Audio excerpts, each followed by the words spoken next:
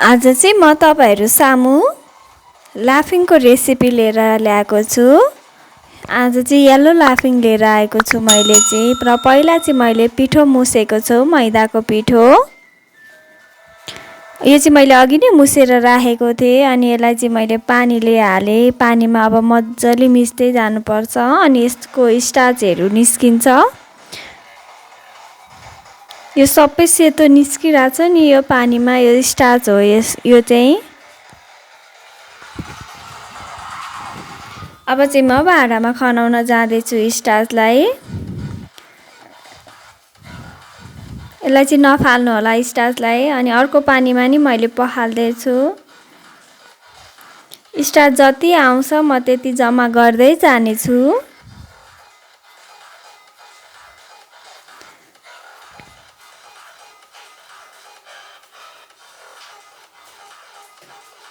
अझै नै हेर्नु न स्टार्च निस्किराखेको छ। हजुरलाई मेरो च्यानलमा नयाँ हुनुहुन्छ भने सब्स्क्राइब गर्न नबिर्सनु होला है। म फेरि पनि स्टार्चलाई चाहिँ बट्टामा जम्मा गर्न जाँदै छु यो पानीलाई चाहिँ।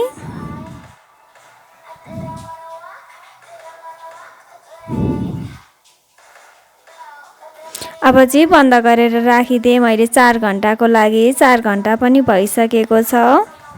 तल तल सेतो भाग चाहिँ जम्मा भइसकेको छ। माथिको चाहिँ पानी हो र यसलाई पानीलाई चाहिँ फाल्नु पर्छ हामीले।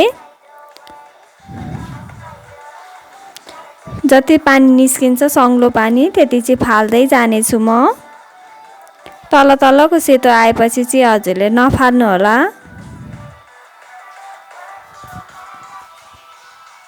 हजुरहरूले हेर्न सक्नुहुन्छ स्टार्च निस्किसकेको छ कस्तो मजाले बाक्लो पानीमा, बाक्लो फर्ममा आइसकेको छ। अनि यो चाहिँ ग्लुटिन हो।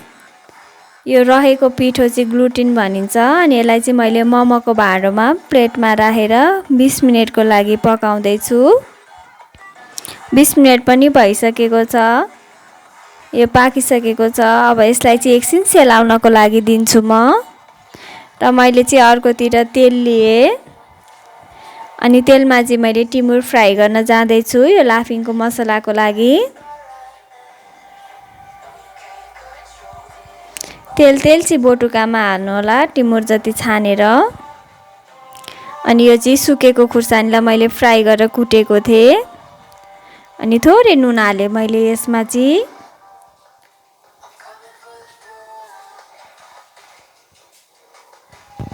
अनि यो चाहिँ लसुन र अदुवाको पानी हो। लसुन र अदुवालाई चाहिँ 10 मिनेट जति पानीमा भिजाएर राखेको हो मैले। अब यसमा चाहिँ म सोया सस हाल्न जाँदै छु।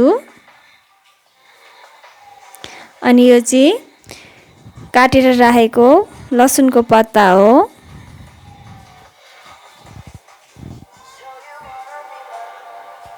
अब चाहिँ म अघि हामीले राखेको स्टार्चमा केही फुड कलर एड गर्न जाँदै छु येल्लो कलरको। आज चाहिँ म येल्लो कलरको लाफिङ बनाउँदै छु त्यही भएर। ग्लुटिन पनि सेलाइसकेको छ। अब यसलाई चाहिँ बिस्तारै कटिङ गर्दै छु म। यो चाहिँ विशेष गरी टिबेटन फुड हो। र यो सानो प्लेटमा चाहिँ मैले लिए अघिको स्टार्च। र यसलाई पनि मोमोको भाँडोमा हाल्दिनु होला। र यो पनि 10 मिनेटमा पाकिसकेको छ। अनि मैले बिस्तारै चाहिँ मेरो हातको सहायताले बिस्तारै चारैतिर कोट्याएर निकाल्दै छु। तपाईहरुले चक्कुको सहायताले नि गर्न सक्नुहुन्छ साइडमा चक्कु लगाएर। र फर्स्टमा चाहिँ मैले अघि खुर्सानी र तेलहरु राखेको त्यो मिश्रण हाल्दै छु। अनि ग्लुटिन अनि चाउचाउ बदाम खुर्सानी हरियो खुर्सानी हाल्दिन्छु म चाहिँ थोरै। अब पिरो कतिको खानुहुन्छ त्यही हिसाबले हाल्नु होला।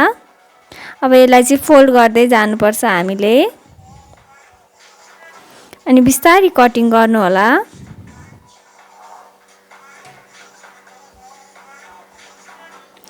हेर्नु न बजारमा पाउने जस्तै लाफिङ भएको छ कि छैन त। यो चाहिँ सुक्खा टाइपको लाफिङ हो हजुरलाई। यसमा अब कतिलाई त झोल मन पर्दैन। अनि मैले चाहिँ पहिला चाहिँ झोल नभएको देखाएँ अनि लास्टमा चाहिँ झोल हालेर देखाएकी छु।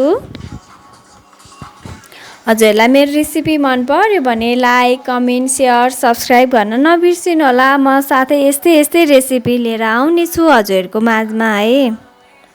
मेरो फेसबुक पेजमा पनि फलोअर्स गर्न नबिर्सिनु होला है।